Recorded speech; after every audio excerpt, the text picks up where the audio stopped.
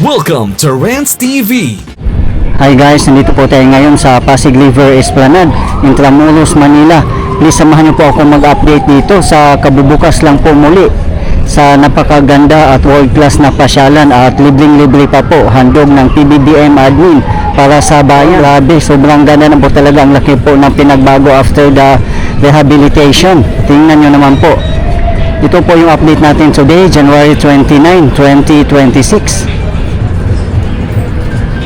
Makikita po natin dito na marami na pong mga stores or kiosk na uniform po sila. Napakaganda po tingnan at napakalinis at organized. Pati mga staff po ay naka-uniform po silang lahat. Marami po tayong mabibili dito. Merong mga souvenir items, accessories, mga foods, mga flowers. May mga flower shops din dito at marami pa po.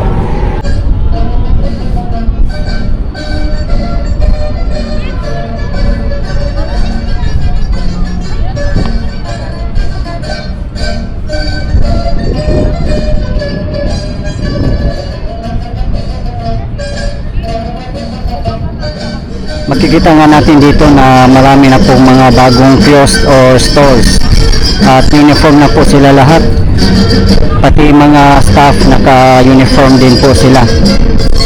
Dito naman na area, meron silang mga souvenir items dito na mabibili, mga accessories at marami pa po.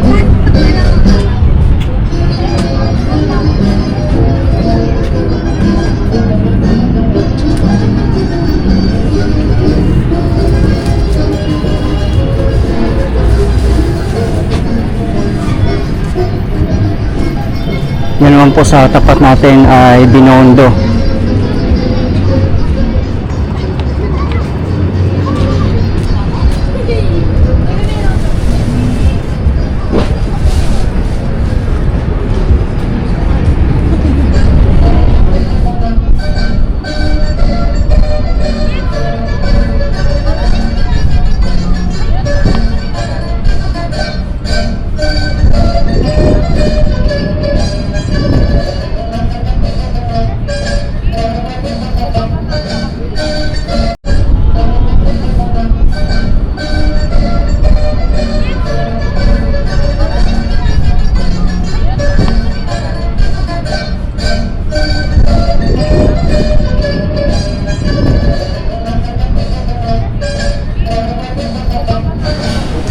Ito po yung entrance fee ng Fort Santiago. Adult 75 pesos, student, senior citizen, PWD is 50 pesos. Meron din po silang Intramuros passport for only 350 pesos.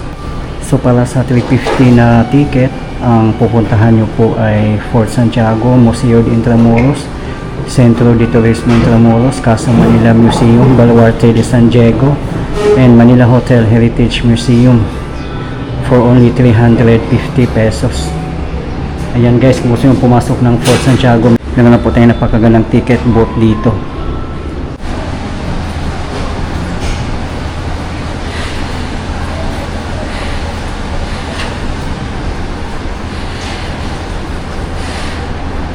Tingnan naman po ang CR dito guys, ang ganda. Meron pang sabon, tissue at mga basurahan at ang linis.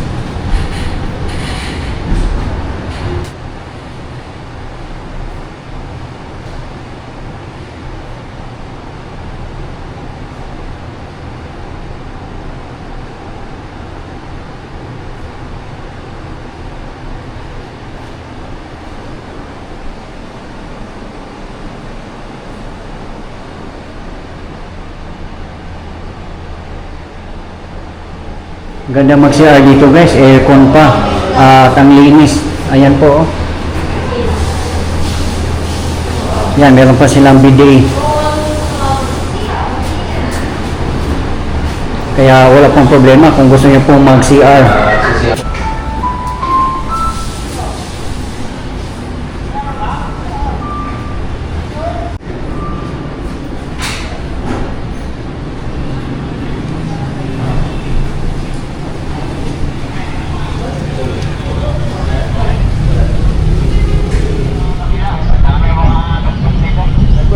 Job. Yan po, yung nakita nyo maraming tao dyan po ang Fort Santiago.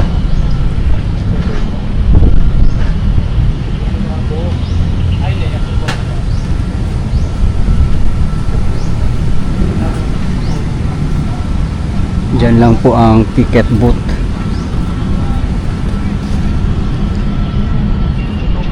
Dito naman po na area ng Esplanade, wala naman pong changes dito. Hindi na po tayo pupunta sa pinakadulo.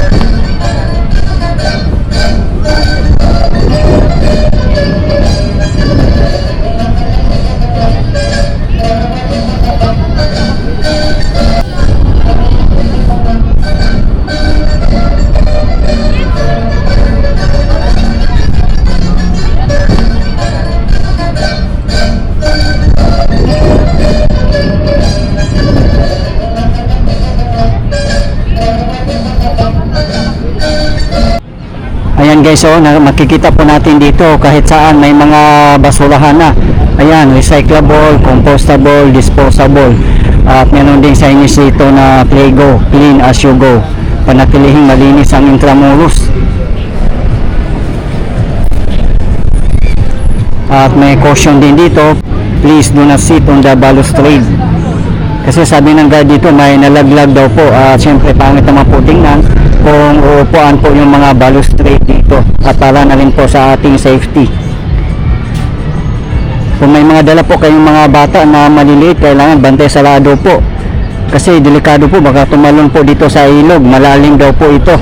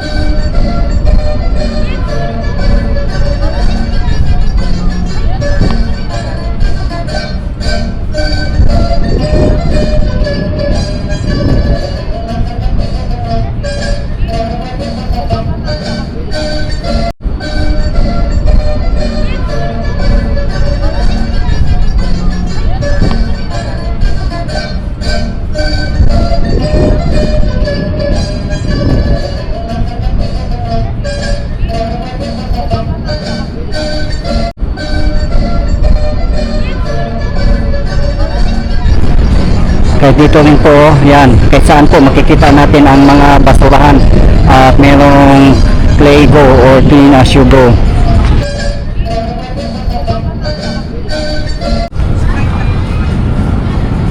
Ayan naman po sa likod ng mga kainan dito, yan po ay may Slanza. Sa mga nagtatanong po ng car parking, ginawa po nila ng car park dyan.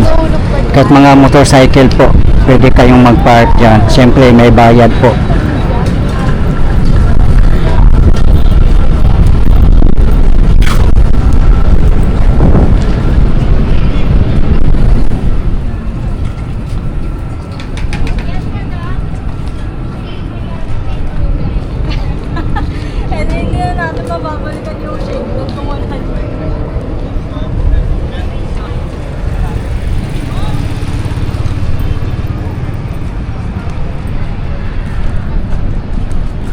Yan naman po ang nakikita natin, yan po ang Binondo Intramuros Bridge.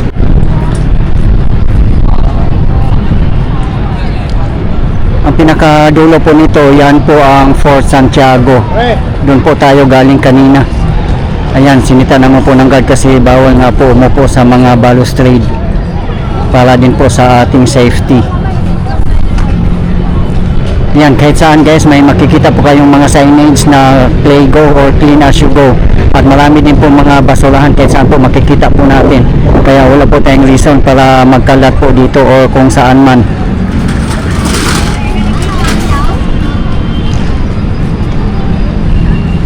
Yan ang po nakikita natin na bridge. Yan po ang Binondo Intramuros Bridge. Yan po ay China Aid Bridge Project. Kahit dito na side, marami din po mga kiosk o mga stores. Ayan, no? Paglabas po natin dito, yan na po ang Soriano Avenue, ang main road ng Intramuros. Ito po mismo ang Maestranza na ginawa na po nilang car parking.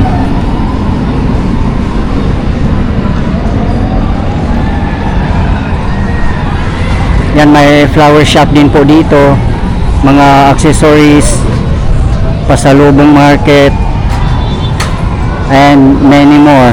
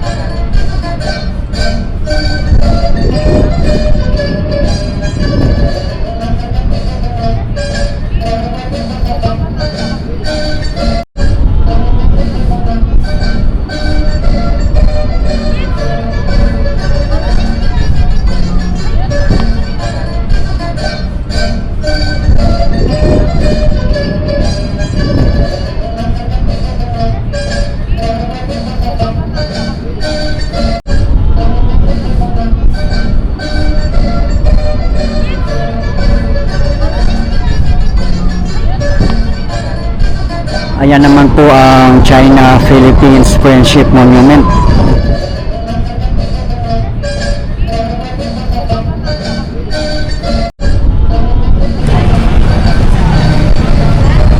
Kahit saan guys, oh, makikita po natin itong signage na to.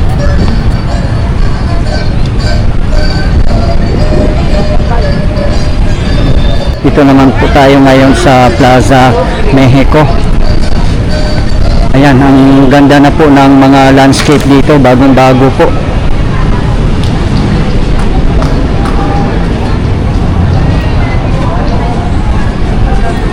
Time check, 4:30 PM local time. Grabe, sobrang nakaka-amaze guys at nakaka-proud na meron po tayong ganito kagandang pasyalan na pang world class. Libreng-libre pa po, diba? Sana po alagaan po natin, wag po tayong magkalat po dito o kahit saang sulok man dito sa ating bansa. Meron na po silang signage na ganito, restricted area.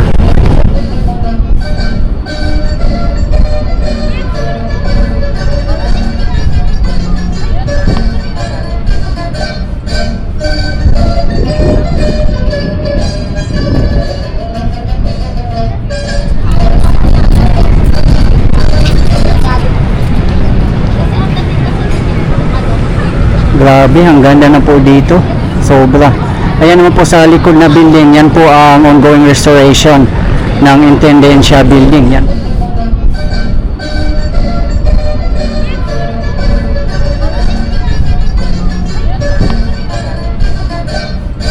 Sa mga gustong mag-commute po at mag-jeep, ayan po. Dito po mismo dumadaan ang mga jeep na may signboard. South, Pier 15, Intramuros at iba pa. Halimbawa, kung galing po kayo ng Recto o Avenida, marami pong mga jeep doon papunta po dito.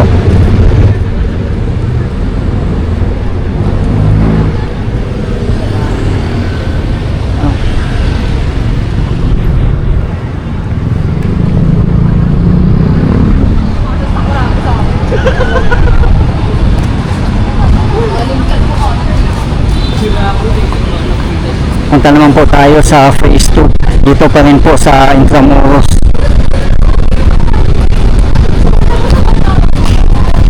Dito naman po ay naka cobblestones. Ayan o, napakaganda at ang linis. Pati yung boardwalk o pathway, bagong pintura din po ito.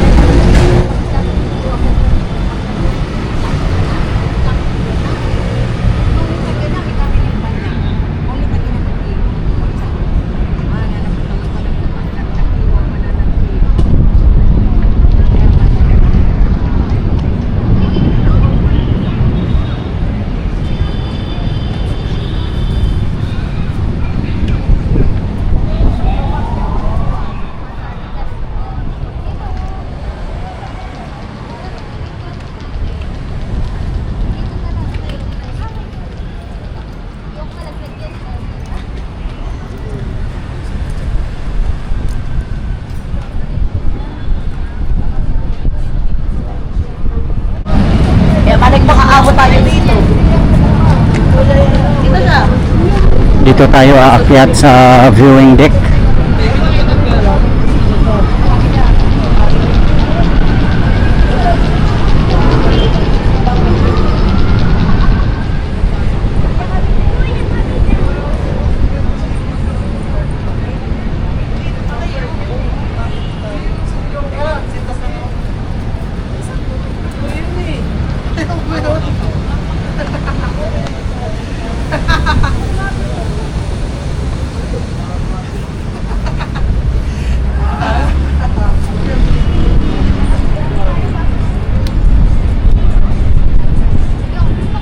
Sa ngayon naman po ay wala pa pong mga kiosk dito or stalls dito sa viewing deck, kaya napakalawak niya at napakalinis, walang obstructions po.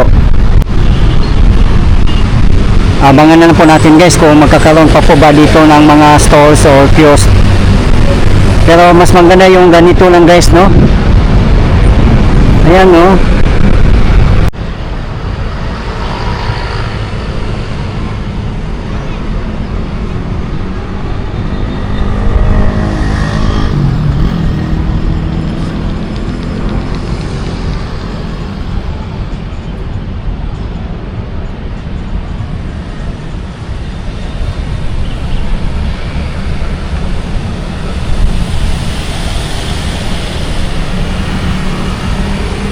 Kung gusto nyo rin pong mag-park, meron po marami dyan sa kabilang block.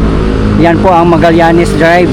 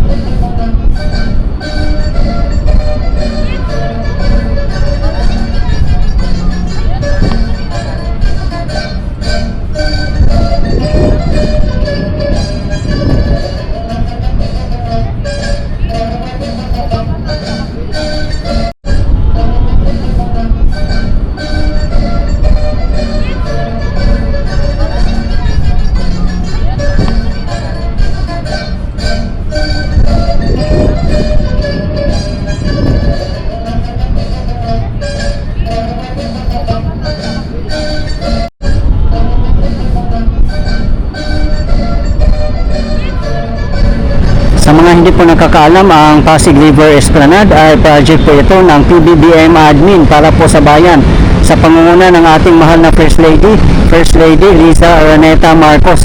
At wala pong ginastos ang government dito.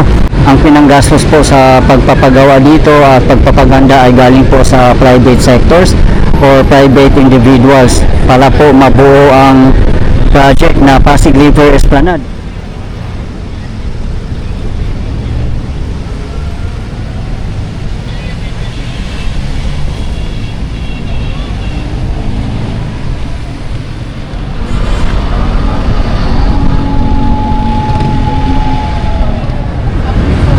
Meron din pong ramp dito at meron pong grand stairs. Galing po tayo dyan sa taas kanina. Kaya perfect din po dito mag-biking, walking, or jogging. Kasi marami pong mga ramp dito para sa mga nagbabike or mga naka-wheelchair. Ayan naman pong nakikita natin ang the historic Jones Bridge.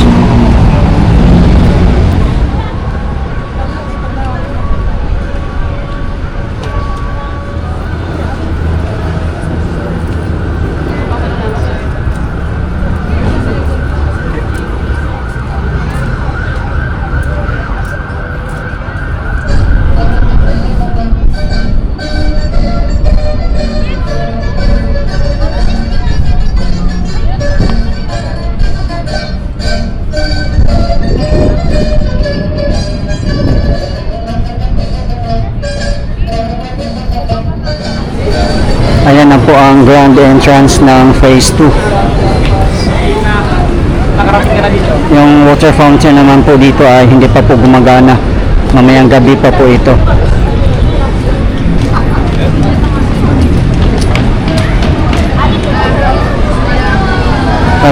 Parami po ang mga namamasyal ngayon dito kasi mag-alas 5 na po.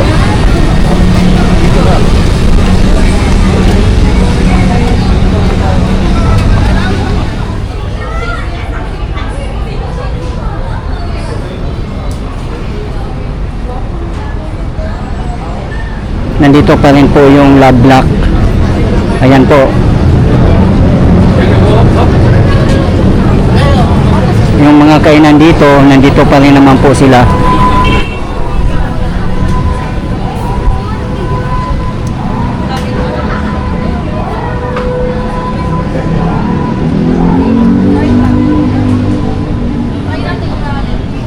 Yung mga sir po dito guys, wala na pong bayad at napakaganda at napakalinis. Kaya wala pong problema kung gusto nyo pong mag-CR. Lalo na doon sa may Fort Santiago.